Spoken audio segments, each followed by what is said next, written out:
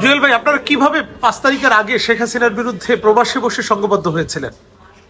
প্রবাসে বসে আমরা যারা আওয়ামী লীগ করতাম না, বিশেষ করে যারা বিএনপি করতাম, আমাদের মূল টার্গেটটাই ছিল যারা আওয়ামী লীগ বিরোধী তাদেরকে নিয়ে রাস্তায় নামা, এবং সেটা আমরা সফল হয়েছি।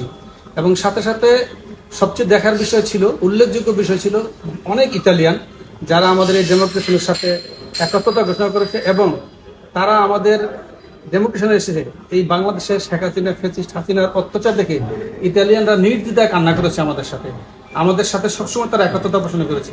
মিলানোতে আমরা যারা ছিলাম, বিশেষ করে ইতালির বিভিন্ন শহরে বিভিন্ন সময় আমরা প্রতিদিন এক শহর থেকে আরেক শহরে ঘুরে বেরিয়েছি, এবং হাসিনার বিরুদ্ধে, এই ফ্যাসিস্ট হাসিনার বিরুদ্ধে প্রত্যেকটা আন্দোলন সংগ্রামে আমরা ছিলাম। আমি নাম বলে শেষ করতে পারবো না। মিলানোতে যারা প্রবীণ বাংলাদেশি রাজনীতিবিদ ছিল, বিশেষ করে যারা আওয়ামী লীগকে পছন্দ করতো না, এখানে সবাই আমাদের সাথে কাঁধে কাঁধ মিলিয়ে কাজ করেছে, এবং আমরাও কাজ করেছি। এবং এই বাংলাদেশের সেই ঘটনাগুলো এখনো চোখের সামনে বেশি উঠলে আমাদের চোখের পানি ধরে রাখতে পারি না। আচ্ছা, আপনারা এটা করতে গিয়ে কোনো প্রতিবন্ধকতার শিকার হয়েছেন কিনা? আমরা প্রতিবন্ধকতা শিকার আসলে আমাদেরকে সরাসরি না বললেও যারা নতুন মুখ ছিল, যারা আমাদের সাথে আসতে চাইছে, তাদেরকে আমরা খবর পাইছি, তাদেরকে হুমকি দেওয়া হয়েছে যে তোমরা যদি বাংলাদেশে যেতে চাও তোমাদের পাসপোর্ট ব্লক করে দেওয়া হবে, তোমাদেরকে এয়ারপোর্টে গেলে এয়ারপোর্ট থেকে গুম করা হবে।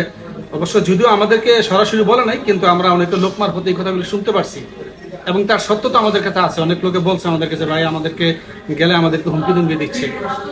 আমি 2011 সাল থেকে ইউরোপে আছি, ইতালিতে।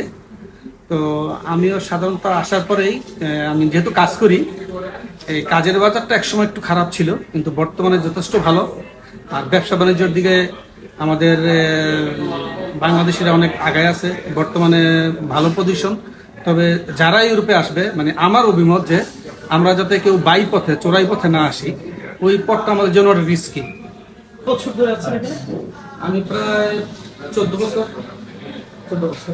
বাড়িতে গেছিলেন কবে? লাস্ট আমার আম্মা মারা যাওয়ার পরে রিসেন্ট আমি 15 দিনের মতো দেশ থেকে আসছি। আপনি সার্বিক ভালো আছেন না? ইনশাল্লাহ এখন মোটামুটি ভালো আছি। আমি যে কথাটা বলতে পারি, আসলে বিগত 17 বছর দেশে গেছিলাম, আর এখন যে দেশে গেছিলাম অনেক ভালো লাগছে, অনেক পরিস্থিতি ভালো স্বাভাবিক আছে, কারণ ফেসিস্ট একটা বাংলাদেশের আছে।